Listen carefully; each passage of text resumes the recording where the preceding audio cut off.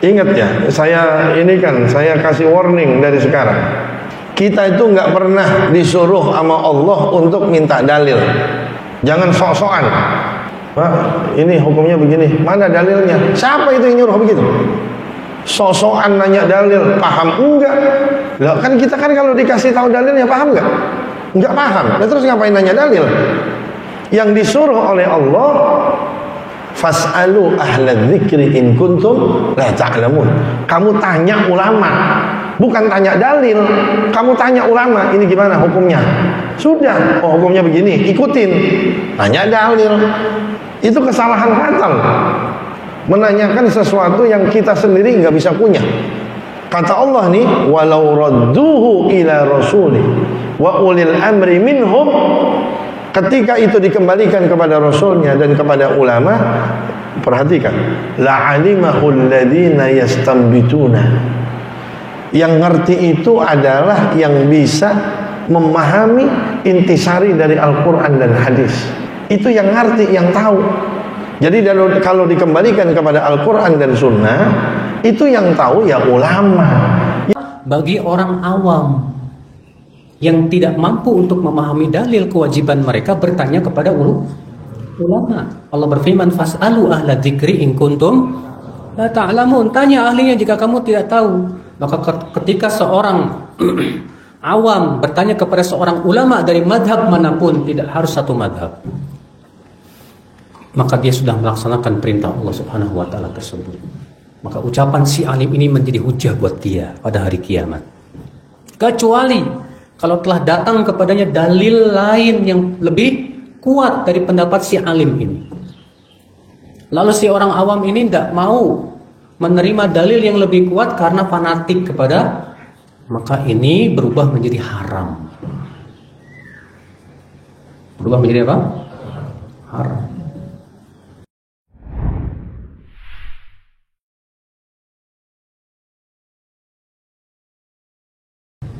Seperti apa yang disebut dengan dalil? Ketahuilah saudaraku sekalian,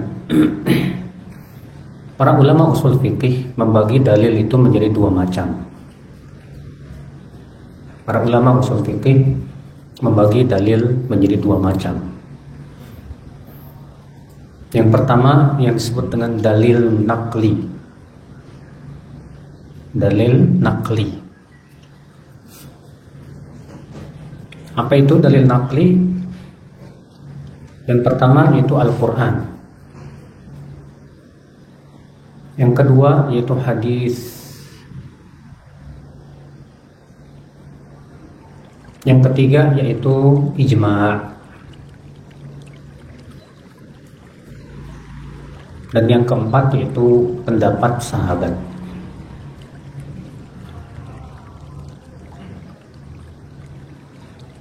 Ini yang disebut dengan dalil naqli. Yang kedua yaitu dalil akli. Dalil apa? Akli, akal. Apa itu dalil akal? Itu 4 juga. Yang pertama qiyas. Yang kedua maslahat mursalah. Yang ketiga istishab. Yang ketiga istishab. Nanti akan saya jelaskan ya satu-satu ya. Dan yang keempat yaitu istiqra. Yang keempat al-istiqra. Nah ini dia saudaraku sekalian, ya, yang disebut dengan dalil secara global. Saya ulangi lagi, buat dalil terbagi menjadi berapa? Yang pertama dalil apa? Naqli. Apa saja dalil naqli? Al-Quran, terus hadis, terus ijma', terus pendapat sahabat. Yang kedua dalil apa? Akli. Apa saja? Qiyas, terus maslahat mursalah, terus istishab, kemudian istiqra. Masya Allah. Kita akan bahas satu persatu, akhi. Adapun yang pertama, yaitu Al-Quran. Para ulama ahli qiraat mensyaratkan disebut Al-Quran apabila memenuhi 3 syarat. Disebut Al-Quran apabila memenuhi 3 syarat. Syarat yang pertama, an yurwa bisanadin sahih, diriwayatkan dengan sanad yang sahih. Diriwayatkan dengan sanad yang sahih.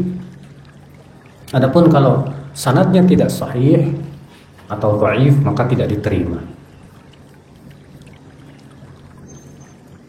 Syarat yang kedua, an yuwafiqa al-mushaf al-Uthmani, itu apabila sesuai dengan mushaf Uthmani. Sesuai dengan mushaf apa Pak?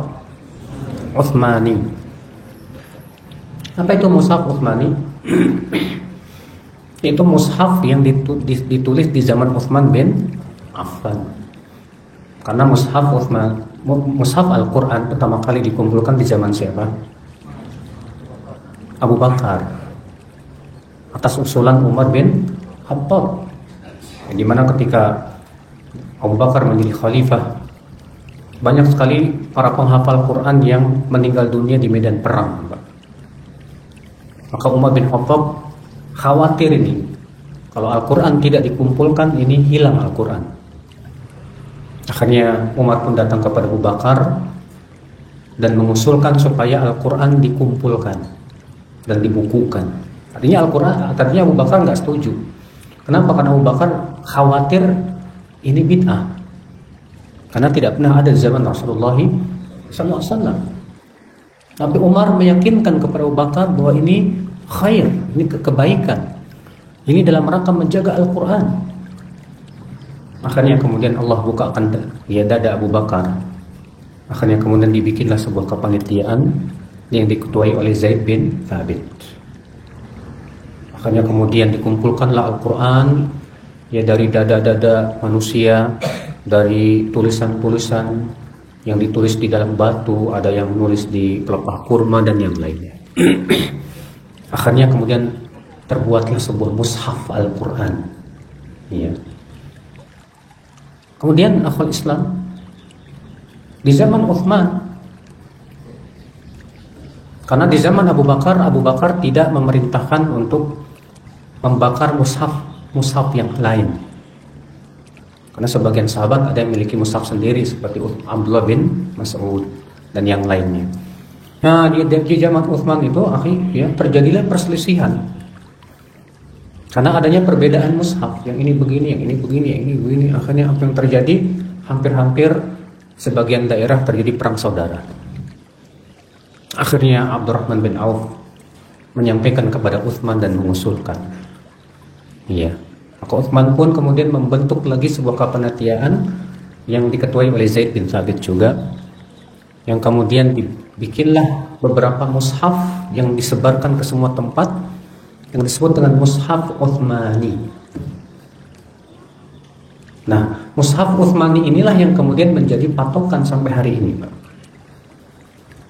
Makanya kemudian para ulama qiraat mensyaratkan disebut Al-Quran, syarat yang kedua an yuwafiq al-mushaf al-Uthmani, yaitu yang sesuai dengan mushaf apa?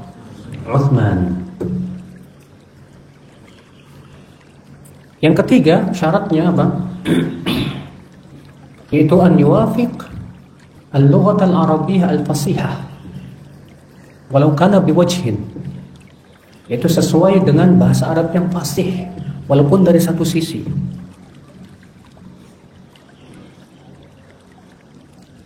Nah, inilah yang disebutkan oleh para ulama ahli qiraat, di antara Imam Al-Jazari dan yang lainnya, bahwa disebut Al-Quran terpenuhi 3 syarat ini. Yang pertama tadi apa, Pak?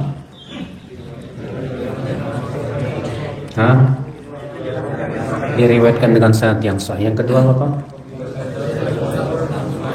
Sesuai dengan mushaf Utsman. Yang ketiga apa, Pak? Sesuai dengan bahasa Arab yang fasih walaupun dari satu sisi. Kalau salah satu syarat ini tidak terpenuhi, disebutlah dengan istilah qiraat syaddah, qiraat yang syadz. Iya. Khilaf para ulama. Setelah para ulama semua sepakat bahwa qiraat yang syadz tidak boleh dibaca dalam Al-Qur'an, dalam salat. Qiraat yang syadz tidak boleh dibaca dalam salat. Namun bolehkah berhujjah dengan qiraat yang syadz kalau ternyata sanadnya sahih? Ya, qiraat syadz seperti qiraat A'mash. Ya, khilaf para ulama. Kalau Syekh Muhammad bin Al-Amin Asy-Syamqiti menganggap bahwa itu hujjah karena kedudukannya sama dengan hadis ahad. Ya, Allahu a'lam. Nah, ini 3 syarat disebut Al-Qur'an. Maka dari itulah ya, mushaf manapun yang tidak sesuai dengan mushaf Utsmani, Pak, jangan dipakai. Antum cari mushaf yang ada tulisan sesuai dengan mushaf Utsmani. Itu alhamdulillah banyak dijual. Ikhwatul Islam azani Allah wa iyyakum. Nah, ini Al-Qur'an. Dan akhwal Islam, para ulama yang menyebutkan bahwasannya dalam menafsirkan Al-Quran pun juga tidak boleh sembarangan. Orang yang boleh menafsirkan Al-Quran tentu mereka yang sudah betul-betul menguasai ilmu alat untuk memahami Al-Quran. Apa saja? Pertama, bahasa Arab, ya. Yang kedua, menguasai sunnah Nabi Shallallahu Alaihi Wasallam. Yang ketiga, menguasai penafsiran para sahabat Rasulullah Shallallahu Alaihi Wasallam. Yang keempat, menguasai penafsiran para tabi'in. Makanya Ibnu Katsir dalam tafsirnya mengatakan, fa in qila fama ahsanu turuqit tafsir. Apabila ada yang bertanya, apa sih cara menafsirkan Al-Quran yang paling bagus?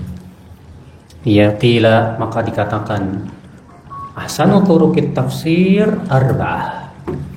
Tata cara menafsirkan Al-Quran yang paling bagus itu 4. Yang pertama, an yufassar Al-Qur'anu bil Qur'an. Itu tafsirkan Al-Quran dengan Al-Quran. Karena Al-Quran terkadang disebutkan dalam satu tempat sifatnya global, Pak. Tapi dalam tempat yang lain rinci. Contoh misalnya Allah berfirman, ihdinas siratal mustaqim, siratal ladzina an'amta 'alaihim.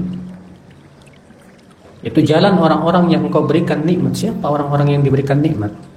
Tidak dijelaskan dalam ayat itu, tapi Allah jelaskan dalam surat An-Nisa. Allah mengatakan, ulaika ma'al ladzina an'ama Allahu 'alaihim minan nabiyyin was-siddiqin wasyuhada was-salihin wa hasuna ulaika rafiqa. Berarti orang-orang yang diberikan nikmat di sini siapa? Itu para nabi, para siddiqin, para syuhada, dan para salihin. Ini Pak, ya. Tentu ya, untuk menafsirkan Al-Quran dengan Al-Quran harus paham betul bayanat penjelasan-penjelasan para ulama. Syekh Muhammad bin Al-Amin Asy-Syamqiti dalam kitab beliau Adwa'ul Bayan, dalam muqaddimahnya beliau memberikan sebuah muqaddimah yang sangat bagus sekali tentang tata cara menafsirkan Quran dengan Quran. Ya. Dan saya sebutkan itu dalam buku saya yang berjudul Sebaik-baik kamu yang mempelajari Al-Quran dan mengajarkannya. Itu saya sebutkan tentang tata caranya, saya ambil dari situ, dari kitab Adwa'ul Bayan. Yang kedua, an yufassar Al-Quran bis sunnah. Itu Al-Quran ditafsirkan dengan apa? Sunnah. Karena yang paling tahu tentang Al-Quran siapa, Pak? Rasulullah Sallallahu Alaihi Wasallam. Maka wajib orang yang mau menafsirkan Al-Quran paham betul tentang sunnah. Namun tentunya Pak, tidak setiap sunnah itu sahih. Ada yang sahih, ada yang tidak sahih. Berarti orang yang ingin menafsirkan Al-Quran, dia pun harus paham ilmu hadis. Ya. Yang ketiga caranya apa? Kata beliau, an yufassal Quran bi aqwalis sahabah. Itu Al-Quran ditafsirkan oleh pemahaman para sahabat. Karena para sahabat ini murid-muridnya siapa Pak? Rasulullah Sallallahu Alaihi Wasallam. Para sahabat langsung mengambil tafsir Quran dari siapa? Rasulullah Sallallahu Alaihi Wasallam. Tentu mereka yang paling paham dong tentang penafsiran apa? Al-Quran. Kemudian yang keempat, an yufassal Quran bi aqwalit tabi'in. Itu Al-Quran ditafsirkan dengan pendapat para apa? Tabi'in. Siapa tabi'in? Murid-murid para sahabat. Seperti siapa? Imam Mujahid, ya, Sa'id bin Jubair, Abul Aliyah, Imam Qatadah, ya. Demikian pula Imam Ikrimah dan yang lainnya dari para ulama tabi'in yang masyhur dan tersohor. Mereka sangat paham tentang ya tafsir para sahabat Rasulullah sallallahu alaihi wasallam. Nah, ini 4 cara.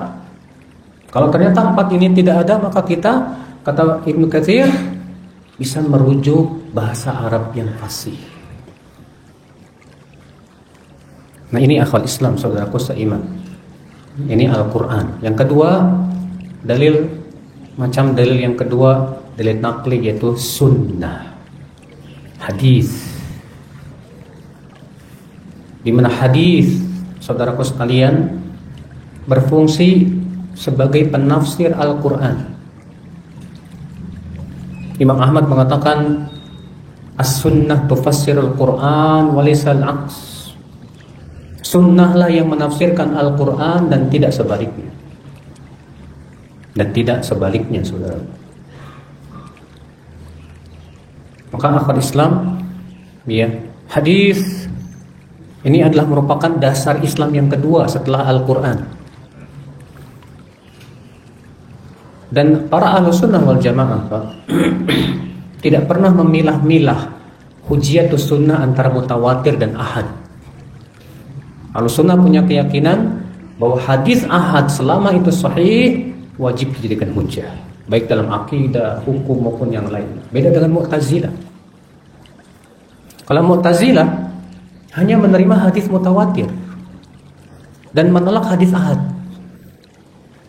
Kata mereka hadis ahad itu tidak bisa diterima dalam menetapkan hukum maupun akidah.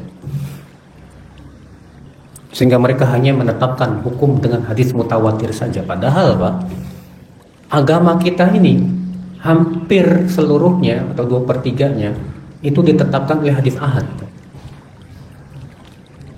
Tata cara sholat dari takbiratul ihram sampai salam rata-rata ditetapkan oleh hadis ahad. Tata cara zakat, tata cara puasa, banyak sekali hadis ahad. Bahkan banyak keyakinan Ahlussunnah wal Jamaah pun didasarkan kepada hadis ahad. Iya. Sementara hadis mutawatir jumlahnya nggak terlalu banyak. Dibandingkan dengan hadis ahad, hadis mutawatir paling 200 hadis. Sementara sisanya yang puluhan ribu, bahkan ratusan ribu itu hadis apa? Hadis ahad, saudaraku sekalian.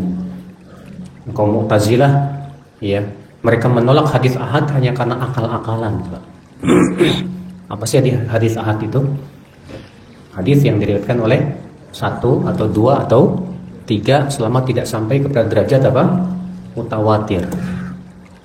Kata mereka, ya periwayatan 1, 2 ini bisa jadi salah, bisa jadi benar.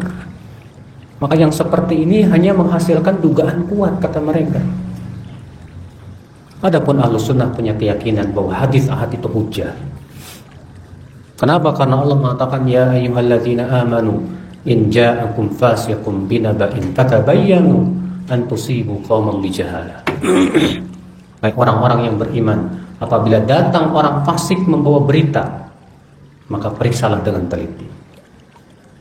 Kata Imam Al-Qurtubi dalam tafsirnya, ini menunjukkan bahwa pengabaran satu orang yang tidak fasik, yang bertakwa, itu sudah cukup. Karena Allah menyuruh untuk memeriksa pemberitaan orang yang fasik. Siapa itu orang fasik, Pak? Orang fasik itu adalah orang yang berbuat dosa besar atau terus-menerus berbuat dosa kecil. Itu namanya fasik, Pak. Nah, kalau ternyata orangnya tidak fasik, Dia orangnya beriman, bertakwa, jujur, hafalannya kuat dan yang lainnya. Maka yang seperti ini apa? Khalas, tidak perlu diperiksa lagi. Itu mafhum mukhalafah daripada hadis tersebut, ayat tersebut. Saudaraku seiman, azan ya Allah ya. Makanya Rasulullah SAW mengirim para dai, mengirim Mu'adz bin Jabal, mengirim para dai ke kabilah-kabilah. Jumlahnya 1 orang. Kalaulah jumlah 1 orang, 2 orang tidak diterima, tentu Rasulullah akan kirimkan dai yang banyak, Pak. Sampai jumlahnya mutawatir. Nah, ini merupakan ijma' Ahlus Sunnah wal Jamaah. Iya. Nah, kemudian datang Asy'ariyah membedakan antara akidah dengan hukum. Apa kata orang Asy'ariyah? Hadis ahad diterima dalam masalah hukum dan ditolak dalam masalah akidah. Ini yang kemudian menjadi keyakinan orang-orang Hizbut Tahrir sampai detik ini. Karena memang pendirinya Hizbut Tahrir orang Asy'ari, namanya Taqiyuddin An-Nabhani. Iya. Sehingga apa yang terjadi? Mereka menolak banyak keyakinan Ahlus Sunnah hanya karena berdasarkan hadis. Mereka mengatakan hadis tentang Dajjal itu ahad. Akhirnya mereka menolak hadis tentang Dajjal. Hadis tentang azab kubur ahad. Akhirnya mereka menolak adanya azab kubur. Padahal para ulama hadis mengatakan bahwa hadis tentang Dajjal, hadis tentang azab kubur bukan ahad, mutawatir. Kalaupun ahad, ya tetap Ahlus Sunnah meyakini itu hujjah. Kan Syekh Al-Albani rahimahullah yang mengatakan orang yang menolak hadis ahad dalam masalah akidah sudah menolak ratusan keyakinan Ahlus Sunnah wal Jamaah tentang sifat sirat, tentang sifat mizan dan yang lainnya. Itu keyakinan Ahlus Sunnah seperti ini kebanyakan ditetapkan oleh hadis ahad. Pernah terjadi ya dialog antara Syekh Al-Albani dengan orang Hizbut Tahrir, Pak, yang menolak hadis ahad. Apa kata Syekh Al-Albani kepada mereka? Kalian punya akidah, keyakinan bahwa hadis ahad ditolak dalam masalah akidah, betul kan? Kalian meyakini bahwa hadis dalam masalah akidah hanya boleh ditetapkan oleh hadis mutawatir saja. Adapun hadis ahad tidak boleh menetapkan akidah. Kata orang hati itu, ya saya yakin itu. Orang Hizbut Tahrir. Itu keyakinan saya, itu akidah saya. Apa kata Syekh Al-Albani rahimahullah? Sekarang saya mau minta hadis mutawatir 1 saja yang mengatakan bahwa hadis ahad ditolak dalam masalah akidah. Fasakat, diam dia, tidak bisa jawab. Kata Syekh Al-Albani, loh, kamu mengatakan hadis ahad itu harus ditetapkan oleh hadis mutawatir. Nah sekarang saya mau tanya sama kamu, apa ada hadis mutawatir yang mengatakan bahwa hadis ahad ditolak dalam masalah akidah? Mana? Diam, Pak, tidak bisa jawab. Berarti kamu tidak berdasarkan hadis mutawatir kan? Iya. Masya Allah. Keyakinan ini memang batil. Bahkan bertabrakan dengan ijma' Ahlus Sunnah seluruhnya. Bahwa masalah akidah boleh ditetapkan oleh hadis ahad selama itu hadisnya sahih. Ikhwatul Islam, saudara-saudaraku seiman, azan ya Allah wa yakum. Nah ini akhi, ini sunnah hadis Nabi Sallallahu Alaihi Wasallam. Dan dalam masalah hujjah hadis, ya, para ulama mengatakan bahwasanya kedudukan hadis Nabi Sallallahu Alaihi Wasallam itu adalah hujjah yang harus wajib dijadikan dalil selama sahih sampai kepada Rasulullah Sallallahu Alaihi Wasallam. Adapun kalau hadisnya itu dhaif, ya, maka yang namanya hadis dhaif ada 2 keadaan. Ada dhaif yang ringan dan ada yang dhaifnya berat. Ada yang dhaifnya ringan dan ada yang dhaifnya berat.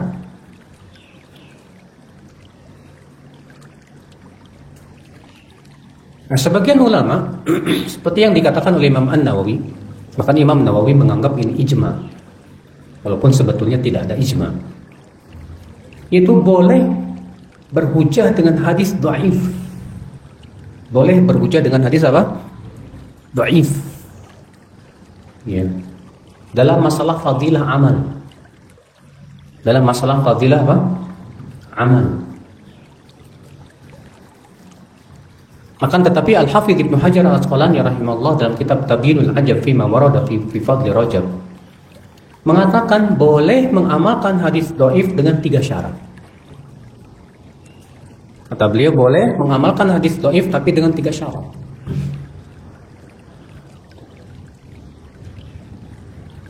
Syarat yang pertama, alla yakuna dha'fuhu syadidan, yaitu dhaifnya tidak boleh sangat dhaif. Tidak boleh berat kedhaifannya, Pak. Dhaifnya tidak boleh apa? Berat. Yang kedua, kata beliau, syarat hadis dhaif boleh dipakai. Yang kedua yaitu tidak boleh diyakini itu sebagai sunnah, tapi dia amalkan hanya untuk kehati-hatian saja.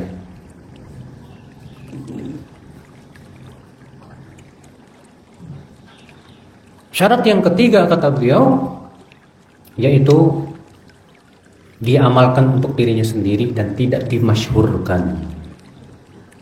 Dan tidak apa? Dimasyhurkan. Yang tidur. Ulangi, apa syaratnya? Antum, apa syaratnya tadi?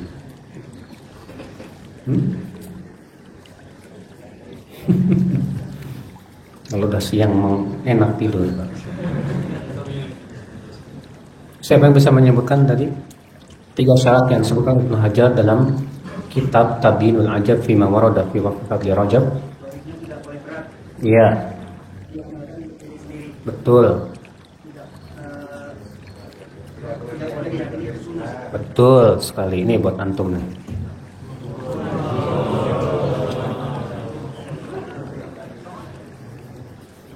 Ini memang buat hadiah kan ya?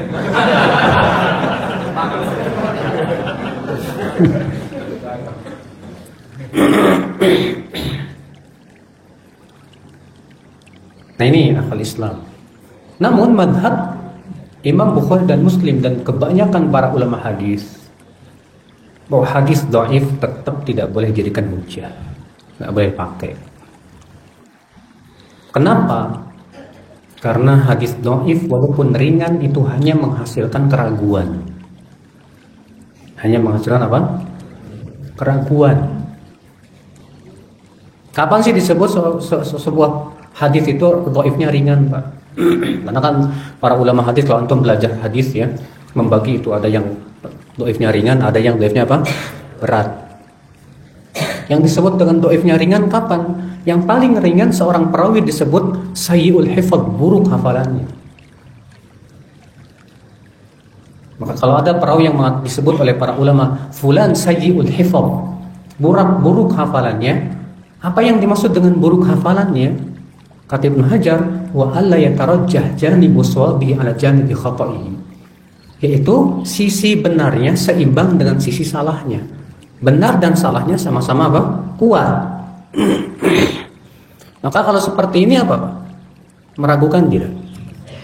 Meragukan, benar salahnya sama-sama kuat. Iya. Berarti ini meragukan. Sedangkan Nabi SAW bersabda apa? Da' ma yaribuka ila ma la yaribu. Tinggalkan yang meragukannya kepada apa yang tidak meragukan. Berarti hadis dhaif yang ringan itu meragukan, harus ditinggalkan. Dan yang sesuatu yang meragukan itu masuknya dalam dugaan kuat atau dugaan lemah? Dugaan lemah. Sementara Nabi mengatakan iyyakum wadh-dhann fa inna adh-dhanna akdzabul hadis. Jauhi oleh kalian dhann, dugaan-dugaan. Fa inna adh-dhanna akdzabul hadis, karena dhann itu dugaan itu sedusta-dusta ucapan. Dan ini pendapat yang saya pilih, dan ini yang dibelok oleh Syekh Albani rahimahullah dalam Tamamul Minnah. Bahwasanya inilah pendapat yang harus dipegang. Ya, adapun klaim Imam Nawawi bahwa para ulama semua sepakat ijma bolehnya mengamalkan hadis dhaif, ini klaim yang tertolak. Karena khilaf dalam hal ini memang sangat kuat sekali sebetulnya. Saudara iman, azani Allah wa iyyakum, rahimani wa rahimakumullah jami'an. Nah ini akhi. Maka dari itu kalau antum dapat hadis, jangan antum sampaikan ke orang lain sampai antum periksa dulu, tanya dulu hadis ini sahih apa dhaif. Antum dapat di-share-nya dari teman, ada hadis, wah. Jangan antum langsung wah karena isinya bagus, oh bagus nih hadisnya nih. Langsung antum share gitu. Kalau ternyata itu hadis palsu, antum termasuk orang yang berdusta atas nama Rasulullah SAW. Ibnu Hibban dalam kitab beliau Al-Majruhin ya, beliau membuat sebuah bab ya, bab man syakka fi riwayatihi, siapa yang ragu dalam periwayatannya, ahwa minas sahih am minas saqim, apakah hadis yang ia sampaikan itu sahih atau dhaif, dia ragu, maka ia termasuk orang yang berdusta atas nama Rasulullah SAW. Kemudian beliau membawakan hadis Nabi SAW, man haddatha anni bihadithin yura annahu kadhibun fahuwa ahadul kadhibain, siapa yang menyampaikan hadis dariku yang masih diperkirakan itu dusta, maka ia termasuk dari salah satu dari dua orang yang berdusta. Siapa dua orang itu? Yang pertama yang membuatnya, yang kedua yang menyebarkannya. Berapa banyak Pak di zaman ini orang menyebarkan hadis dhaif, Pak. Bahkan bukan cuma dhaif, palsu, Pak. Hadis tentang keutamaan batu akik, semuanya palsu, Pak. Hadis tentang keutamaan apa? Salat raghaib, palsu. Hadis tentang keutamaan salat nisfu Sya'ban, palsu. Sebagaimana dikata Imam Nawawi rahimahullah. Hadis man 'azzama maulidi kanat ma'i fil jannah, kana ma'i fil jannah. Siapa yang mengagungkan hari kelahiranku maka ia bersamaku di surga. Palsu. Hadis tawassalu bi jahi fa inna jahi 'indallahi 'azim. Bertawassullah melalui kedudukanku karena kedudukanku di sisi Allah itu agung. Palsu hadisnya. Dan betapa banyak Pak hadis-hadis palsu itu akhirnya menimbulkan ibadah-ibadah yang tidak ada dasarnya. Bahkan hadis palsu itu yang akhwat Islam bahkan menimbulkan keyakinan-keyakinan yang sesat dan menyesatkan. Hadis ya, an-nazar ilal wajhil hasan ibadah. Melihat kepada wajah yang cantik itu ibadah. Palsu. Ya. Demikian pula akhwat Islam, hadis yang menyebutkan bahwa semua orang yang namanya Muhammad tidak akan masuk neraka, palsu. Nah ini akhwat Islam, azani Allah. Dan musibahnya akhi, ternyata hadis-hadis palsu itu banyak terdapat dalam kitab apa? Ihya Ulumuddin. Ihya Ulumuddin itu dikatakan oleh Imam Al-Iraqi, Zainuddin Al-Iraqi itu gurunya Ibnu Hajar Al-Asqalani rahimahullah. Kata beliau di dalam Ihya Ulumuddin ada 1000 hadis yang tidak ada asalnya. Belum lagi hadis dhaif dan yang lainnya. Karena Imam Ghazali bukan ahli hadis, Pak. Bahkan Imam Ghazali sendiri meyakini, mengakui sendiri. Beliau berkata apa? Bidha'ati fil hadisi muzjah. Pengetahuanku tentang ilmu hadis sedikit sekali. Ikhwatul Islam, azani Allah. Demikian pula dalam kitab Tanbihul Ghafilin, Abu Laits As-Samarqandi, banyak itu hadis palsunya, Pak. Ya. Maka hati-hati. Jangan sampai kita termasuk orang yang berdusta atas nama Rasulullah SAW. Karena ancamannya berat. Rasulullah SAW, man kadzaba alayya muta'ammidan falyatabawwa maq'adahu minan nar. Barang siapa yang berdusta atas namaku dengan sengaja, maka hendaklah ia mempersiapkan tempat duduknya di mana? Di neraka. Ini hadis. Sekarang yang ketiga itu ijma.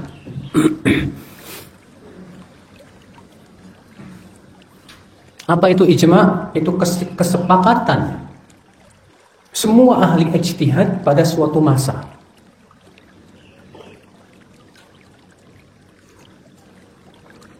Kesepakatan semua ahli ijtihad pada suatu apa? Masa. Terutama di masa salafus saleh, sahabat, tabi'in dan tabi'in, terutama di masa para sahabat. Ijma' akhwal Islam ada dua macam, dibagi oleh para ulama. Ada ijma' yang qat'i, pasti. Qat'i itu artinya apa? Pasti, dan sudah diperiksa oleh para ulama ahli, ya para ahlinya, bahwa memang ini memang pasti ijma'nya. Maka ini semua ulama sepakat ini hujjah. Ini wajib dijadikan apa? Hujjah. Dalilnya banyak dari ayat Al-Quran maupun dari hadis Nabi SAW. Adapun dari Al-Quran, Allah berfirman dalam surat An-Nisa ayat 115, "Wa may yushaqiqir rasul min ba'di ma tabayyana lahul huda wa yattabi' ghayra sabilil mu'minin nuwallihi ma tawalla wa nuslihi jahannam wa sa'at masira." Siapa yang menyelisihi Rasul setelah jelas kepadanya huda, petunjuk, dan mengikuti selain jalan kaum mukminin, lihat, maka kami akan biarkan ia leluasa dalam kesesatannya, dan kami akan bakar ia dengan neraka jahanam dan seburuk-buruk tempat kembali. Allah mengatakan di situ, pertama apa? Siapa yang menyelisihi Rasul setelah jelas kepadanya apa? Petunjuk. Yang kedua apa? Dan menyelisihi jalan kaum mukminin. Kata Imam Syafi'i, maksudnya ijma' ulama mereka. Apa balasannya? Kami akan biarkan ia leluasa dalam kesesatannya, dan kami akan bakar ia dengan api neraka. Berarti orang yang menyelisihi ijma' terancam masuk neraka. Dalil yang kedua itu surat An-Nisa 59. Allah berfirman, "Ya ayyuhalladzina amanu athi'ullah wa athi'ur rasul wa ulil amri minkum fa in tanaza'tum fi syai'in farudduhu ila Allahi war rasul." Hai orang-orang yang beriman, taati Allah, taati Rasul dan ulil amri di antara kalian. Dan jika kalian berselisih pada suatu permasalahan, maka kembalikan kepada Allah dan Rasul-Nya. Allah mengatakan apa? Jika kalian berselisih, maka kembalikan kemana? Allah dan Rasul-Nya. Kata Syekh Utsaimin, mafhum mukhalafah dari ayat ini apa? Jika kalian tidak berselisih, itu sudah cukup. Ini menunjukkan bahwa ijma' itu hujjah. Adapun dalil dari hadis Nabi SAW bersabda, "Lan tajtami'a ummati 'ala dhalalah." Umatku tidak akan bersepakat di atas kesesatan. Nabi mengatakan bahwa kesepakatan umat Islam tidak mungkin sesat. Berarti ijma' itu apa? Pasti benar. Enggak mungkin sesat. Berdasarkan sabda Nabi SAW. Nah, ini namanya ijma' yang qat'i, Pak. Ijma' yang apa? Yang qat'i. Ada lagi yang kedua, yaitu ijma' yang dhanni. Ijma' yang apa? Yang dhanni apa sih ijma' yang dhanni itu? Yang masih diduga ijma'. Diduga terjadinya apa? Ijma'. Yang biasanya para ulama yang mengungkapkan ijma' yang jenis ini dengan ucapan begini, "La a'lamu fihi khilafan." Aku tidak mengetahui adanya perselisihan ulama dalam masalah ini. Itu biasanya untuk mengungkapkan ijma' yang bersifat apa? Dhanni. Apakah ijma' yang sifatnya dhanni itu hujjah? Hujjah. Namun kalau misalnya bertabrakan antara ijma' yang dhanni dengan dalil yang zahir, mana yang dahulukan? Ya. Pendapat Syekhul Islam Taimiyah mengatakan dalil lebih dahulukan daripada penukilan ijma yang masih bersifat dugaan dhonni ini.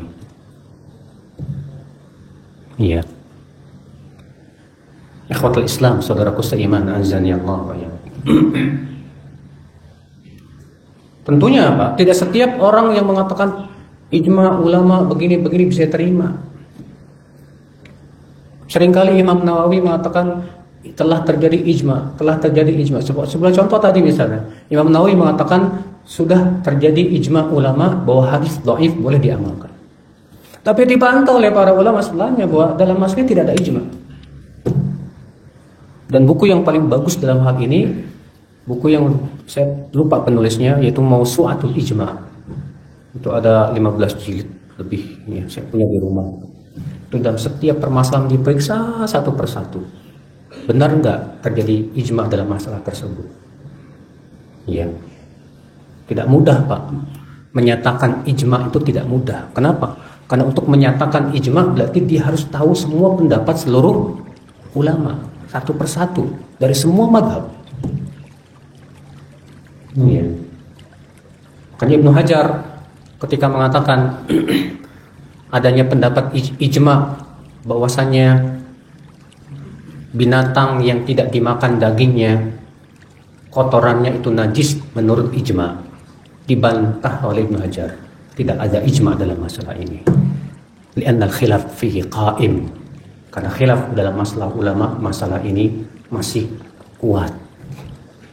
Banyak, Pak. Ya. Klaim-klaim apalagi ahli bid'ah itu dikit-dikit ijma'. Supaya apa? Mendukung kebid'ahannya. Nah, itulah yang menyebabkan Imam Ahmad mengatakan manidda'al ijma' faqad kadzab. Siapa yang mengklaim adanya ijma', sungguh ia telah berdusta. Maksudnya Imam Ahmad ini ingin membantah orang-orang ahli bid'ah di zamannya yang sangat mudah dikit-dikit ijma', ini ijma'.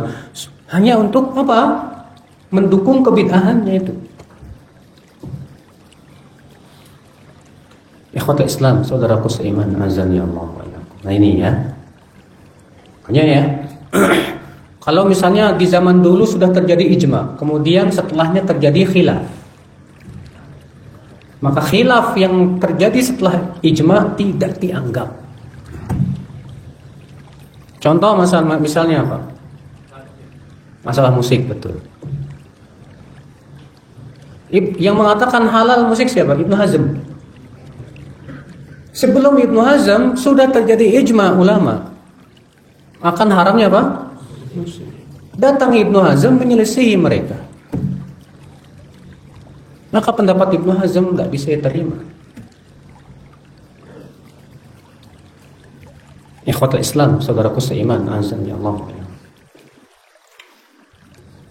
Demikian pula, ya terkadang ada sebagian di zaman sekarang mengklaim suatu permasalahan belum ijma, padahal sudah jadi ijma.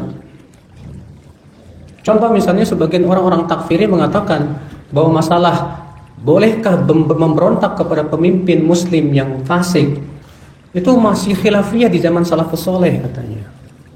Kemudian setelah itu baru terjadi ijma. Sedangkan menurut mereka ijma setelah adanya khilaf tidak dianggap. Dibantah oleh para ulama. Di mana apa khilafnya? Perbuatan sebagian tabi'in yang melakukan itu, ya, itu bukan dalil dan tidak dianggap ini adanya perselisihan sama sekali. Tapi mereka jatuh pada kesalahan. Justru para sahabat seluruhnya berijma' haram. Yang memberontak kepada pemimpin yang muslim yang fasik. Ikhwatul Islam, saudaraku seiman, azani Allah ya. Contoh lagi masalah ya Allah beristiwa di atas. Di zaman sekarang dianggap ini masalah khilafiyah, perselisihan. Padahal di zaman salafus saleh tidak ada perselisihan, kan? Ya, seluruh ulama, bahkan imam yang 4 semua punya keyakinan bahwa Allah beristiwa di atas arasy. Ini saudaraku sekalian. Maka dari itu ya, pahami mana masalah yang sudah menjadi ijma', mana yang masalah-masalah yang belum terjadi padanya apa? Ijma'. Supaya apa? Dengan kita tahu masalah ini, Pak, kita tidak berpendapat dengan pendapat yang menyelisih ijma'.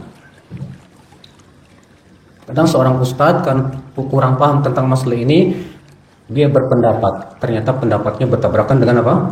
Ijma'. Bahaya ini, Pak.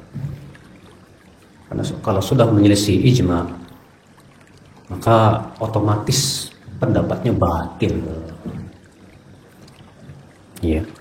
Makanya Imam Syafi'i rahimahullah mensyaratkan orang yang boleh berfatwa di antaranya dia betul-betul menguasai pendapat-pendapat manusia dan tata cara mentarjihnya. Itu tidak mudah, saudaraku sekalian, azani Allah wa iyyakum. Nah ini namanya ijma.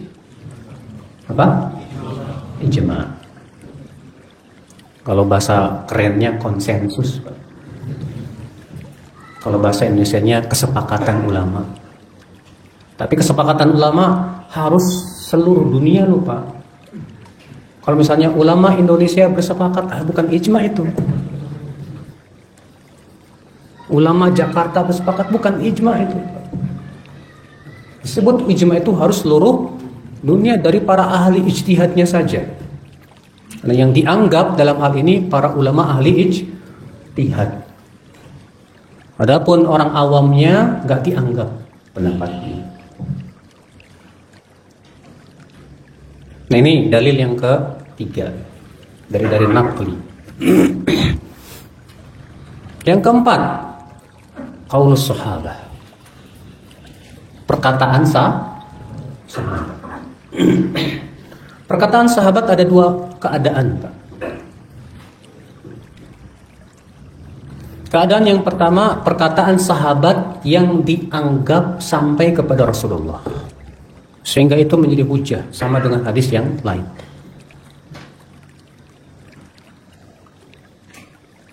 Yang kedua, perkataan sahabat yang tidak dianggap sampai ke Rasulullah, tapi itu memang statusnya sebagai pendapat sahabat. Adapun yang pertama, pendapat sahabat yang dianggap sebagai sampai kepada Rasulullah, ini disebut dengan istilah apa? Marfu, hukman, dihukumi marfu. Dihukumi apa? Marfu. Adapun pendapat sahabat yang tidak bisa dianggap sampai kepada Rasulullah, ini disebut dengan istilah mauquf. Apa itu? Mauquf. Jadi ada pendapat sahabat yang dihukumi marfu. Ada para pendapat sahabat yang tidak dihukumi marfu. Maka ini namanya mauquf. Apa itu? Kapan disebut pendapat sahabat yang dihukumi marfu? Yang pertama, pendapat sahabat yang dihukumi marfu sampai kepada Nabi SAW. Yang pertama, jika sahabat itu menisbatkan kepada zaman Nabi. Jika sahabat itu menisbatkan kepada apa? Zaman Nabi. Maka para ulama mengatakan ini dihukumi marfu. Dengan mengatakan dahulu kami di zaman Nabi begini. Yang kedua, perkataan sahabat, kami diperintahkan begini dan begitu, kami dilarang begini dan begitu.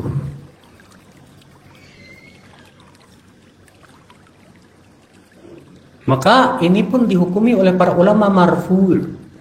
Karena tidak mungkin mereka diperintahkan kecuali oleh Rasulullah SAW. Kami dahulu diperintahkan begini, kami dahulu dilarang begini.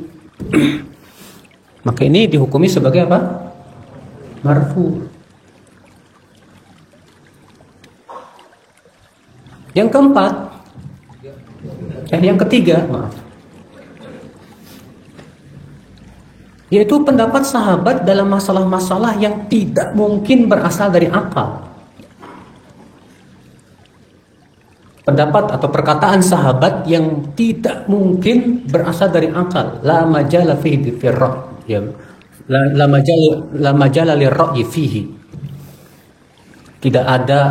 Tidak mungkin berasal dari akal. Contoh yang tidak mungkin berasal dari akal, contohnya apa, Pak? Contohnya mengabarkan perkara yang gaib, atau menyebutkan tentang keutamaan amal tertentu.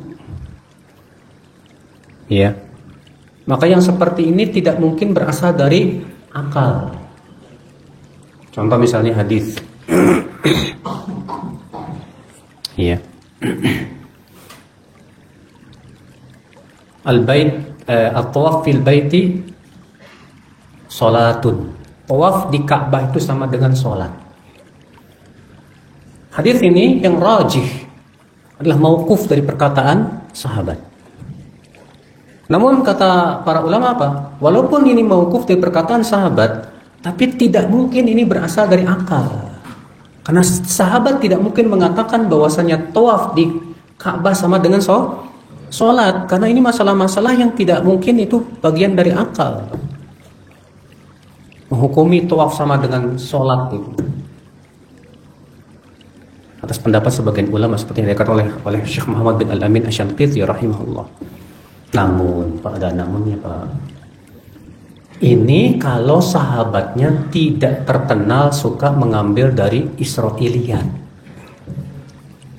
Ini kalau sahabatnya tidak suka mengambil dari apa? Israiliyat. Adapun kalau sahabatnya mengambil dari Israiliyat tetap tidak diterima. Contoh misalnya hadis, ada orang masuk surga gara-gara lalat, ada yang masuk neraka gara-gara lalat. Pernah dengar hadis itu? Hadis ini yang sahih perkataan Salman Al-Farisi, bukan sabda Nabi sallallahu alaihi wasallam sebagai itu diingat oleh Syekh Al-Albani rahimahullah. Mauquf. Namun pengabaran tentang seseorang masuk surga karena lalat ini kan masalah gaib kan? Dan masalah gaib bukan apa? Akal. Tapi masalahnya Salman ini mengambil dari Israiliyat, sehingga tetap tidak bisa dihukumi marfu. Sehingga tetap tidak bisa dihukumi apa? Marfu. Ya, kan Syekh Utsaimin rahimahullah mendhaifkan hadis itu. Saudaraku seiman, azan ya Allah wa iyyakum. Itu yang ketiga ya. Yang keempat, yang tidur siap-siap ditanya dong, Mas.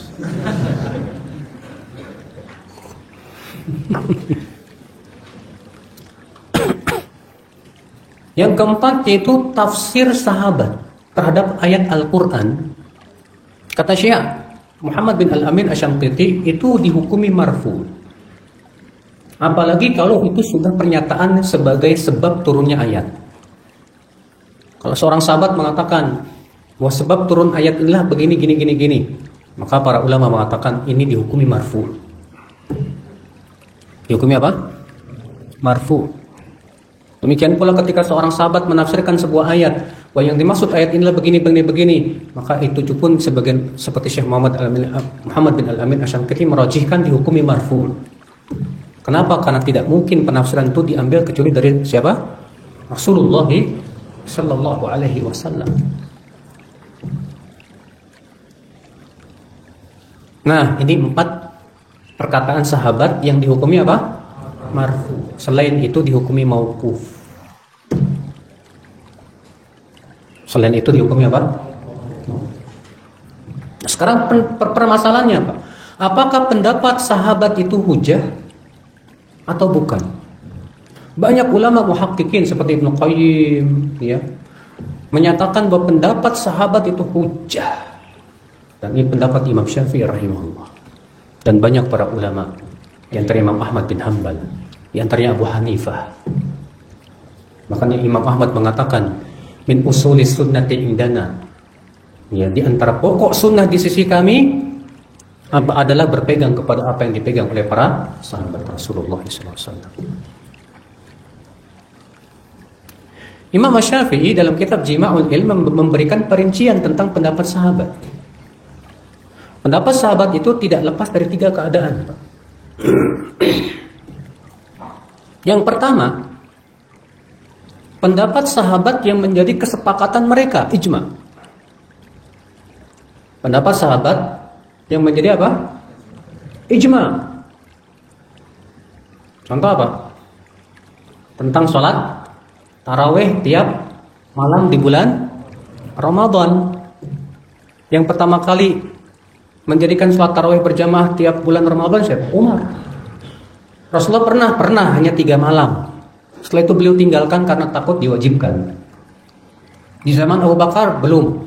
Di zaman Umar, kemudian Umar menyuruh untuk menghidupkan setiap malam Ramadan dengan sholat tarawih berjamaah. Lalu Umar berkata, nikmatil bid'atu hadhihi, sebaik-baik bid'ah itu ini. Maksudnya secara bahasa saja. Tapi ini menjadi kesepakatan seluruh sahabat tanpa ada pengingkaran di antara mereka dan menjadi amalan yang menjadi ijma' setelah itu. Maka ini jelas hujjah. Ini apa? Hujjah. Iya. Yang kedua, pendapat sahabat yang ternyata terjadi khilaf para ulama, para sahabat di situ. Artinya para sahabat tidak sepakat dalam masalah itu, Pak. Ada sahabat yang berpendapat begini, ada sahabat lagi yang berpendapat begitu. Contoh masalah yang berhubungan dengan sholat di belakang imam dalam sholat jahriyah. Apakah makmum tetap disyariatkan baca Al-Fatihah atau tidak? Abu Hurairah berpendapatnya wajib baca Al-Fatihah. Demikian pula diriwayatkan dari Umar bin Khattab. Sementara sebagian sahabat lain mengatakan tidak. Ya. Maka ketika terjadi perselisihan sahabat, maka pendapat sahabat bukan hujjah. Ketika terjadi perselisihan sahabat, maka pendapat sahabat bukan apa? Hujjah. Yang menjadi hujjah adalah Al-Quran dan hadis serta ijma. Ini keadaan yang kedua, Pak. Keadaan yang kedua dari pendapat apa? Sahabat. Keadaan yang ketiga dari pendapat para sahabat, pendapat sahabat. Itu kata Imam Syafi'i, kalau ada seorang sahabat berpendapat,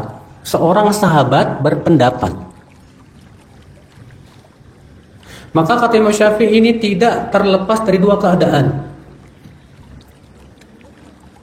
Keadaan yang pertama, pendapat sahabat ini masyhur di kalangan sahabat yang lain. Dan tidak ada satupun sahabat lain yang mengingkarinya.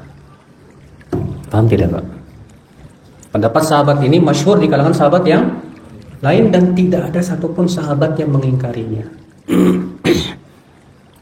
Maka kata Imam Syafi'i ini hujjah. Ini sebagian ulama menyebutnya dengan istilah ijma' sukuti.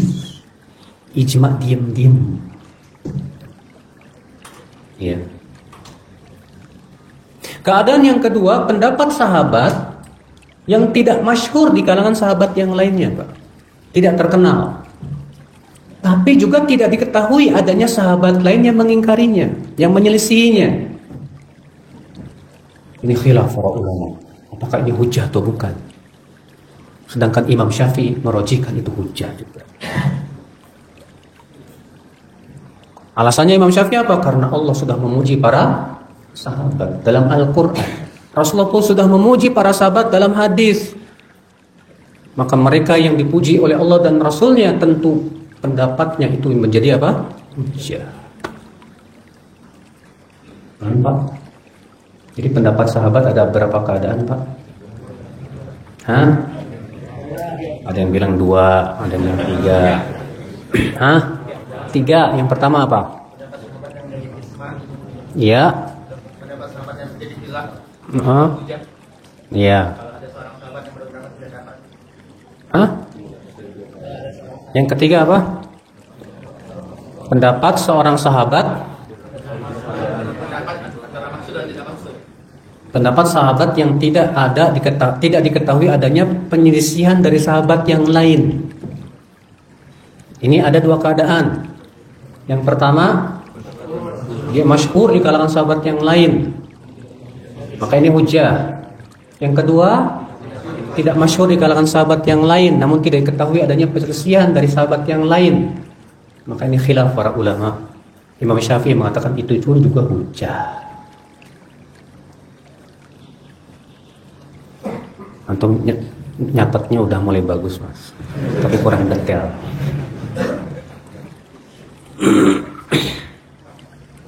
Nah, ini saudaraku sekalian. Jadi ini dalil nakli. Dalil nakli ada 4. Al-Quran, hadis yang sahih, ijma, dan pendapat sahabat. Pendapat sahabat ada 2 macam. Pendapat sahabat yang dihukumi dan pendapat sahabat yang dihukumi mauquf. Yang dihukumi mauquf ada 3 keadaan. Baik dihafal ya. Karena ini namanya dalil. Ya. Nah, inilah saudaraku yang disebut dengan dalil nakli. Sekarang kita masuk ke pembahasan dalil akli. Kenapa disebut akli? Karena memang akal. Apa itu yang pertama? Yang pertama qiyas. Yang pertama apa? Qiyas. Apa itu qiyas?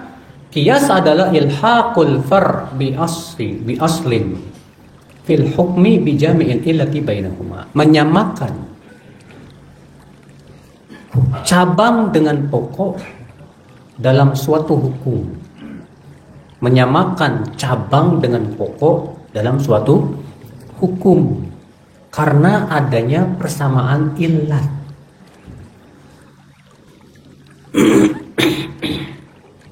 Menyamakan cabang dengan pokok dalam hukum karena adanya, berarti rukun qiyas 4. Pertama apa? Cabang yang akan dikiaskan.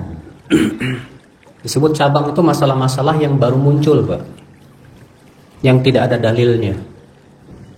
Nah, ini akan kita kiaskan nih.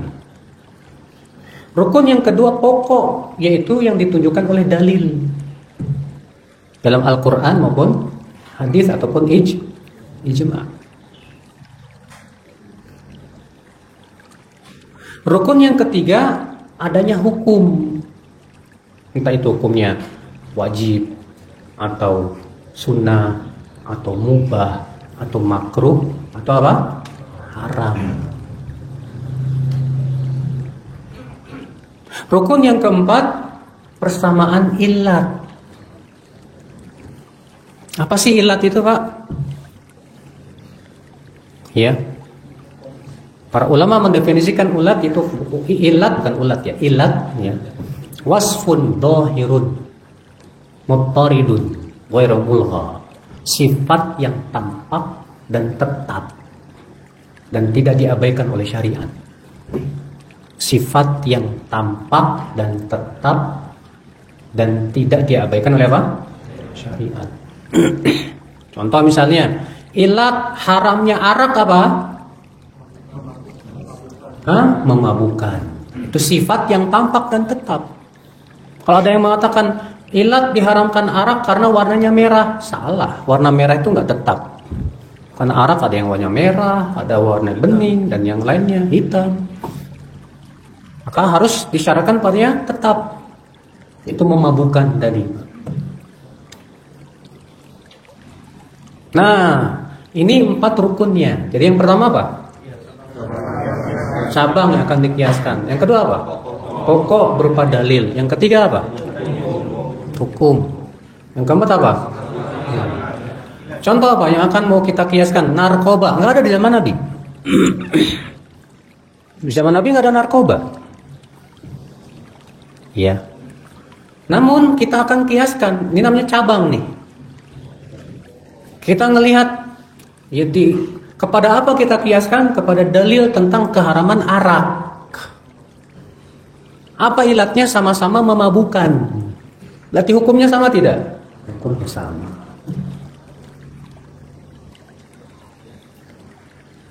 Hukumnya sama. Ada orang bilang, mana dalilnya rokok haram? Itu para perokok suka begitu, Pak. Yang boleh mengharamkan hanya Allah dan Rasulnya. Kata mereka begitu. Mana dalilnya rokok haram? Kita katakan di zaman Nabi rokok belum ada masalahnya, Mas. Berarti kita akan mengkiaskan dengan apa? Ternyata kita dapatkan bahwa rokok itu berbahaya. Mengandung racun mengandung zat-zat yang sangat membahayakan apa? Tubuh. Iya. Maka kita kiaskan dengan semua perkara-perkara yang berbahaya yang dilarang dalam agama. Nabi bersabda, la dharar wa la dhirar. Saudaraku sekalian, beras di zaman Nabi nggak ada, Pak.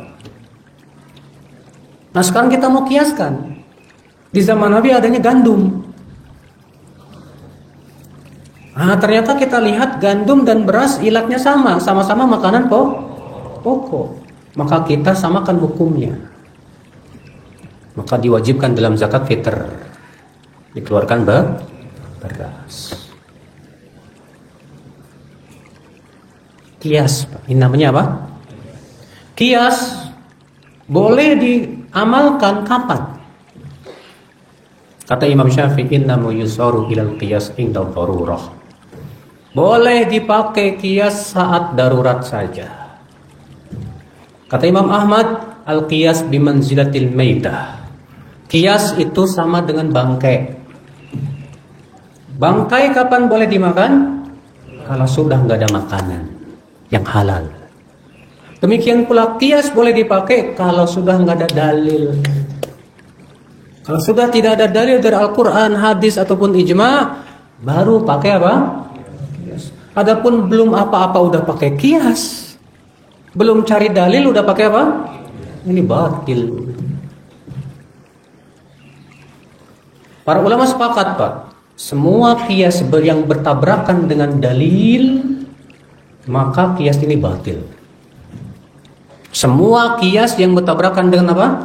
Dalil, maka ini kias yang batil. Makanya para ulama mengingkari pendapat Abu Hanifah yang mengatakan wanita yang sudah dewasa boleh menikahkan dirinya sendiri tanpa wali dan 2 saksi. Dikiaskan kepada akad jual beli. Kata Abu Hanifah, wanita boleh jual beli tanpa wali dan 2 saksi. Maka akad nikah pun tidak ada bedanya dengan akad jual beli. Tapi dibantah bahwa ini kias yang bertabrakan dengan dalil. Karena Nabi mengatakan la nikaha illa biwaliyin wa syahidai adlin. Tidak sah nikah kecuali dengan wali dan 2 apa? Saksi. Tolak. Zaman sekarang kan orang dikit-dikit kias. Ya. Padahal kias itu ketika darurat saja, Mas. Kalau sudah nggak ada dalil baru silakan pakai kias. Itu pun juga orang yang boleh pakai kias betul-betul paham tentang kias. Dia harus paham ya tentang bagaimana cara kias, dari tahqiqul manatnya, tanqihul manatnya, ya. Demikian pula as-sabr wa taqsimnya, qawadihul illahnya dan yang lainnya. Ini akhi, kalau belum pernah belajar ilmu kias jangan sembarangan deh. Dikit-dikit kias-kiasin. Kata Imam Asy-Syatibi, di antara sebab utama munculnya kesesatan adalah menyamakan 2 perkara yang berbeda atau membedakan 2 perkara yang sama. Sebab sesatnya iblis kan itu, Pak. Dia nggak mau sujud kepada Adam. Gara-gara apa? Hah? Ya Allah, engkau ciptakan Adam dari tanah dan engkau ciptakan aku dari kata iblis apa? Api lebih baik daripada apa? Tanah. Ini kan kias, Pak. Ya, tapi kiasnya batil. Ini musibah, saudaraku sekalian, azan ya Allah. Maka hati-hati. Ya, ketika 2 perkara yang berbeda dijadikan sama, pasti terjadi kesesatan. Atau 2 perkara yang sama dibedakan, ini pun akan muncul kesesatan. Pahami baik-baik saudaraku sekalian. Ini dalil akli yang pertama. Apa itu? Kias. Yang kedua, apa itu, Pak? Maslahat mursalah. Apa yang disebut dengan maslahat mursalah? Itu perkara-perkara yang tidak ada dalilnya secara syariat, namun maslahatnya besar. Dan ya, bila ditinggalkan bahkan terkadang mudaratnya besar.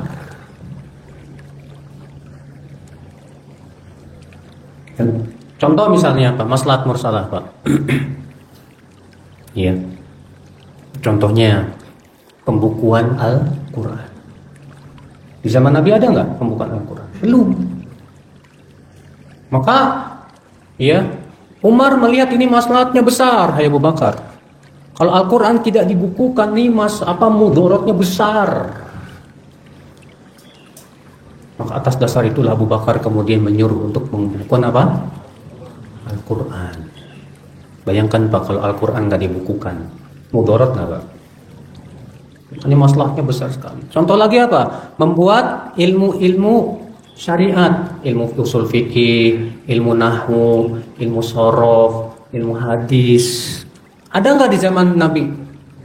Nggak ada. Tapi kenapa dibuat? Karena ini untuk maslahat yang sangat besar dan sangat dibutuhkan. Ya. Ketika Ali bin Abi Thalib melihat banyak orang yang salah dalam membaca Quran dan hadis, Pak. Karena banyak orang yang masuk Islam dalam keadaan tidak bisa bahasa Arab. Akhirnya bersalahan. Maka Ali bin Abi Thalib menyuruh Abul Aswad Ad-Du'ali meletakkan ilmu nahwu. Untuk apa? Meluruskan kesalahan. Karena di zaman dahulu itu Al-Quran nggak ada titik, nggak ada harokat. Antum aja yang masih ada titiknya, nggak ada harokatnya, masih puyeng kan bacanya. Nah ini nggak ada titik, nggak ada harokat, bayangin Pak, gimana? Kemudian di zaman Abdul Malik bin Marwan diberikan titik. Untuk maslahat apa? Untuk maslahat untuk membedakan supaya tidak salah juga. Untuk bedakan mana ta, mana ba, mana sa. Alhamdulillah ada titik tuh Pak. Coba kalau nggak ada titik, bingung kita. Kayak ular aja begini. Apaan? Kemudian setelah itu baru kemudian ada pengharokatan lagi. Demi untuk apa? Maslahat besar supaya tidak terjadi kesalahan. Namun para ulama mengatakan bahwa maslahat mursalah boleh diamalkan dengan beberapa syarat. Syarat yang pertama, an tatahaqqaq maslatuha. Maslatuha atau maslatu haqiqiyah. Memang benar-benar terrealisasi lah maslahatnya, Pak. Ya. Yang kedua, tidak bertabrakan dengan maslahat yang lebih besar. Yang ketiga, tidak bertabrakan dengan mudarat yang lebih besar. Yang keempat, tidak menimbulkan mudarat yang besar di waktu yang akan datang. Walaupun di zaman tersebut belum ada mudaratnya, tapi akan menimbulkan mudarat nanti di waktu yang akan datang. Ini pun tidak boleh. Makanya para ulama berbeda pendapat, apakah maslahat mursalah ini hujah atau bukan. Sebagian mengatakan bukan. Sebagian mengatakan hujah, tapi dalam masalah yang sifatnya darurat saja. Ya, masalah-masalah yang sangat penting saja. Yang apabila ditinggalkan malah menimbulkan mudarat yang lebih besar. Iya. Nah, bedanya dengan bid'ah apa, Pak? Bid'ah sama maslahat mursalah itu sama-sama nggak ada dalilnya sebetulnya. Cuma bedanya kalau bid'ah tidak ada maslahatnya, kalaupun ada lebih besar mudaratnya dibandingkan apa? Maslahatnya. Kalaupun tidak ada pun tidak memberikan efek apa-apa. Beda dengan maslahat tadi, Pak. Pembukuan Al-Quran. Kalau Al-Quran nggak dibukukan gimana, Pak? Bahaya kan? Ya. Kalau tidak ada ilmu usul fikih, ilmu hadis, gimana akan kita tahu ini hadis sahih, ini hadis dhaif? Bahaya kan, Pak? Tapi kalau bid'ah, kalau nggak ada pun nggak masalah. Contoh misalnya merayakan Maulid Nabi. Kalau nggak ada perayaan Maulid Nabi pun nggak masalah kok. Bukankah merayakan kelahiran Nabi setiap hari dengan mempelajari hadis-hadisnya itu lebih baik, Pak, daripada merayakan setahun sekali? Ikhwatal Islam, azan ya Allah wa iyyakum. Itu beda, Pak. Sangat beda antara maslahat mursalah dengan jangan disamakan. Walaupun memang sama-sama tidak ada dalilnya. Tapi yang satu sangat terlihat sangat terlihat sekali maslahatnya. Saudaraku seiman, azan ya Allah wa iyyakum. Kemudian yang ketiga, dalil akli, yaitu istishab. Apa sih istishab itu? Istishab artinya kembali ke asal. Kembali kepada apa? Asalnya. Dan ini ada 3. Yang pertama, perkara-perkara yang asalnya mubah, maka dikembalikan pada asalnya itu mubah. Contoh misalnya Pak, masalah yang berhubungan dengan dunia pada asalnya apa? Mubah. Itu namanya istishab, ya, al-asal, dikembalikan kepada pokoknya apa. Maka kalau antum misalnya ragu, ini mubah apa enggak ya? Kita lihat, ini masalah dunia apa masalah ibadah. Ya. Yang kedua yaitu istishab yang asalnya haram, nggak boleh. Contoh misalnya pada asalnya yang berhubungan dengan masalah ibadah, nggak boleh. Sampai ada dalil yang memerintahkan. Maka bedakan antara masalah dunia dengan masalah apa? Ibadah. Yang membedakan apa? Dalil. Adapun masalah dunia dalilnya surat Al-Baqarah 29. Allah mengatakan huwallazi khalaqalakum ma fil ardi jami'a. Dialah Allah yang telah menciptakan untuk kalian semua yang ada di bumi ini. Berarti semua yang ada di bumi pada asalnya boleh untuk kita, Pak. Sehingga dijadikan dalil oleh para ulama ahli usul fikih, berarti yang berhubungan dengan masalah dunia pada asalnya apa? Boleh. Antum mau bikin teknologi apa? Pada asalnya boleh. Antum mau bikin kue apa? Pada asalnya apa?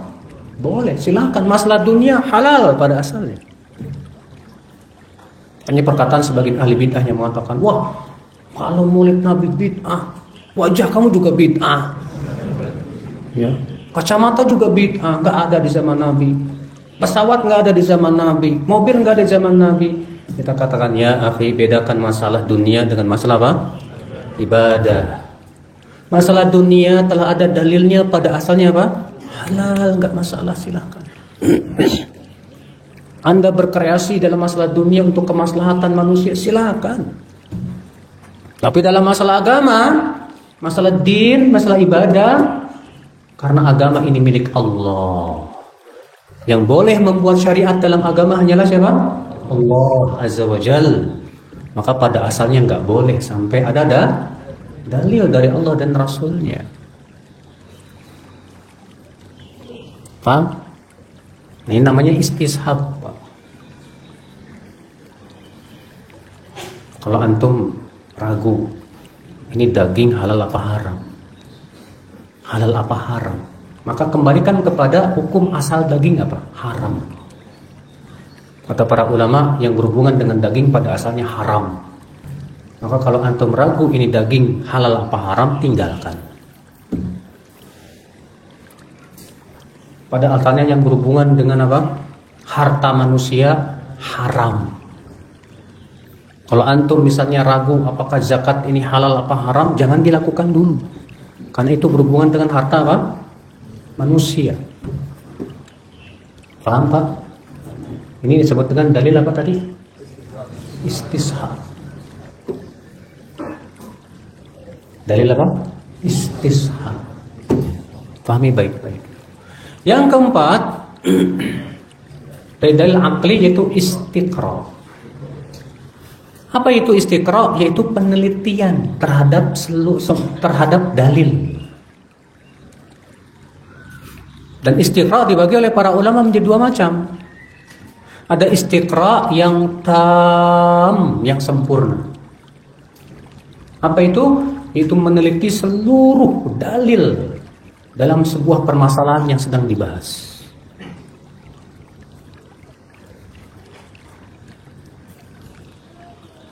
Yang kedua yaitu istiqra naqis, istiqra penelitian yang kurang, yaitu meneliti sebagian dalil saja, bukan keseluruhan. Mana yang boleh dipakai? Yang pertama. Adapun yang kedua ini tidak boleh dipakai. Contoh, Pak. Para ulama mengatakan hukum Islam ada 5.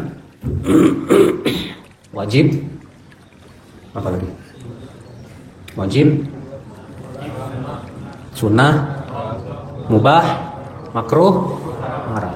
Ada nggak dalil dari Al-Quran hukum Islam ada 5? Tidak ada. Tapi kenapa para ulama mengatakan hukum Islam ada 5 setelah melakukan penelitian dari seluruh dalil? Ternyata didapatkan bahwa hukum Islam tidak lepas dari apa? 5. Ini disebut dengan dalil istiqra. Contoh lagi misalnya, tauhid terbagi menjadi 3. Tauhid rububiyah, uluhiyah, asma wa sifat. Mana dalilnya dari Al-Quran dan hadis bahwa tauhid terbagi 3? Enggak ada. Tapi ini istiqra. Setelah meneliti seluruh dalil-dalil tentang masalah ini, maka didapati ternyata tauhid tidak lebih dari apa? 3. Mereka yang mengatakan mana dalilnya tauhid terbagi menjadi 3? Kita balik bertanya, mana dalilnya bahwa hukum Islam ada 5? Kalau dia mengatakan itu kan penelitian ulama, demikian pula ini penelitian para ulama. Ini namanya istiqra.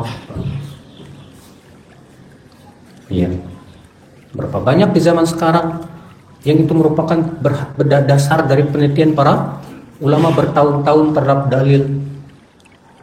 Kaidah usul fikih rata-rata dalilnya istiqra, Pak. Ya. Demikian pula ilmu hadis rata-rata apa? Berasal dari istiqra. Jadi kemudian menjadi sebuah kaidah. Nah, ini saudaraku sekalian. Jadi ini yang disebut dengan dalil, Pak.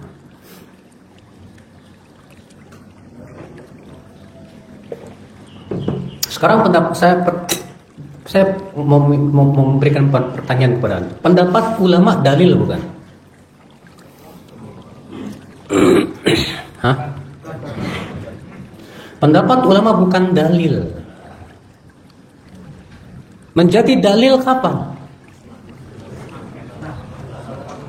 Pertama, kalau sudah menjadi ijma ulama.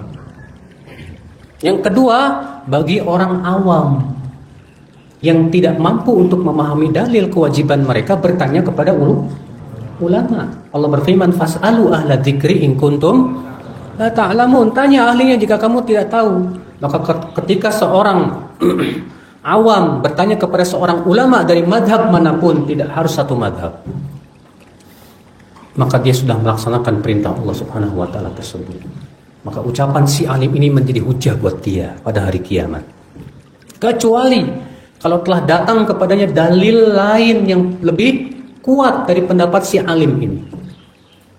Lalu si orang awam ini tidak mau menerima dalil yang lebih kuat karena fanatik kepada, maka ini berubah menjadi haram. Berubah menjadi apa? Haram. Makanya akhwat Islam, orang yang mewajibkan kamu harus satu mazhab aja, nggak boleh banyak-banyak, aneh. Karena pendapat mazhab bukan dalil. Kalau menjadi ijma seluruh ulama, naam, kita katakan ini hujah. Tapi masalahnya ini masalah khilafiyah. Ulama Syafi'iyah berkata begini, ulama ini berpendapat begini. Kemudian dalil kita apa? Pendapat ulama? Bukan. Sudah kita sebutkan tadi, pendapat sahabat kalau diselisih oleh sahabat yang lain bukan hujah. Itu pendapat sahabat kok yang udah jelas-jelas mereka generasi yang terbaik. Gimana itu pendapat ulama? Maka pendapat ulama dalam perkara yang masalah-masalah yang masih para ulama belum bersepakat padanya, berselisih padanya, bukan hujah. Makanya Syekhul Islam mengingatkan ini dalam beberapa kitab beliau. Bahwa dalam masalah-masalah yang sifatnya ikhtilaf para ulama, jangan berhujah dengan pendapat apa? Ulama. Tapi hujah itu adalah Al-Quran dan hadis. Nah, ketika kita ngomong begini, Pak, para fanatikus madhab marah. Itu orang salafi nggak punya madhab. Kita katakan ya akhi, ya. Kita sepakat tidak boleh berpendapat kalau pendapat kita tidak ada pendahulunya dari para ulama. Saya sepakat itu. Tapi untuk mengharuskan harus satu madhab, mana dalilnya? Mana ada ulama, imam para madhab yang mewajibkan kamu harus ikut pendapat saya? Kalau enggak kamu sesat. Enggak ada, Pak. Naam, kalau seseorang mulai belajar dari awal pada satu madhab dulu, boleh, nggak masalah. Untuk memudahkan dia belajar misalnya dari madhab Syafi'i dulu deh, dari kitab-kitab yang ringkas dan yang lain, supaya apa? Berkembang keilmuan dia. Ya, ketika telah mampu dia ilmu alatnya, kemudian baru melakukan perbandingan apa? Madhab. Di Indonesia ini, Pak, rata-rata pesantren itu belum sampai kepada perbandingan madhab. Baru satu apa? Akhirnya muncullah kiai-kiai yang fanatik, yang pahamnya cuma satu madhab, karena belum sampai kepada perbandingan madhab ini. Akhirnya apa? Mereka orang yang mewajibkan wajib madhab bikin sebuah istilah namanya talfik. Kata mereka apa? Talfik itu artinya ya mengumpulkan beberapa madhab dalam sebuah permasalahan. Kata mereka haram. Kita katakan mana dalil yang mengharamkannya? Talfik boleh selama berdasarkan dalil. Tapi masalahnya apa? Kata-kata talfik ini selalu didengung-dengungkan di zaman sekarang ini, Pak. Iya. Dari para fanatikus apa? Madhab. Yang mewajibkan orang untuk jangan keluar dari madhab. Padahal di Indonesia sendiri, Pak, orang-orang yang ngaku madhab Syafi'i sering kali keluar dari madhab Syafi'i. Contoh misalnya, di Indonesia ini kalau habis sholat kan imam zikirnya kencang-kencang, Pak. Sementara madhab yang mengatakan disunahkan imam ataupun makmum zikirnya kencang-kencang itu madhab Hambali, bukan madhab Syafi'i. Kalau madhab Syafi'i mengatakan apa? Sunnahnya disirkan, tidak dikeraskan, kecuali dalam rangka ta'lim. Ketika dikatakan kepada mereka itu gimana? Ya nggak masalah, kan kami ikut imam Hambali, ya katanya nggak boleh keluar. Ya. Saudaraku sekalian, azani Allah. Ini akhi ya. Jadi inilah yang disebut dengan dalil. Jadi kalau antum dengar dalil, apa sih dalilnya? Mana dalilnya? Itulah dalil. Ya. Tentu dalil naqli lebih didahulukan daripada dalil apa? Akli. Kalau bertabrakan antara dalil naqli dengan akli, tentu kudiman naql, dalil naqli jelas didahulukan daripada dalil apa? Akli. Ya, adapun bagaimana terjadi perselisihan antara dalil, ada pertentangan, itu ada lagi bab ta'arud al-adillah namanya dalam usul fikih. Ya, pertentangan dalil itu ada tata cara mengkompromikannya, Pak. Itu harus belajar ilmu usul fikih. Baik. Saya kira cukup, semoga yang saya sampaikan bermanfaat.